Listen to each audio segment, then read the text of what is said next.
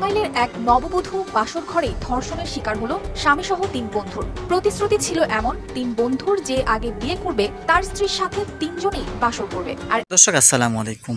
দেশ এবং জাতি আমরা কোন দিকে যাচ্ছে জানি না, তবে এই কিছু মানুষ নামক পশুকে দেখাবো। আজকে 3টা পশুকে দেখাবো, আসলে তারা মানুষ না, তাদেরকে মানুষ বললেও আপনার ভুল হবে।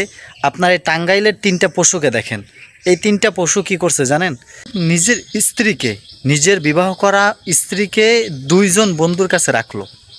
এর চেয়ে আর পশু, এর চেয়ে আর পাষণ্ড, এর চেয়ে আর অমানুষ, এর চেয়ে আর পশু আর দুনিয়াতে কেউ হতে পারে না। এর চেয়ে আর বড় পাষণ্ড আমি দেখি না আর দুনিয়াতে। মনে হয় যে নিজের স্ত্রীকে 2 জনের দ্বারা রাখছে, 3 জনে মিলে স্ত্রীকে ইউজ করছে এবং তার মাথার চুলটা পর্যন্ত, ওই স্ত্রীর মাথার চুলটা পর্যন্ত কেটে দিছে। যেরকম বন্ধুবান্ধব আড্ডায় পড়ে বিভিন্ন কথা বলে, বন্ধুবান্ধব এক জায়গায় বসলে অনেক কথাই আলোচনা হয়। এই 3 জন বন্ধু প্রতিশ্রুতি দিছে যে বিয়ে করবে আগে তার সাথে 3 জন বাসর করবে। নাউজুবিল্লাহ। এরপরে যেই বাবা সেই কাজ, একজন বিবাহ করলো এবং 3 জন বাসর করলো। নাউজুবিল্লাহ। এর থেকে আর বড় অমানুষ কি হতে পারে?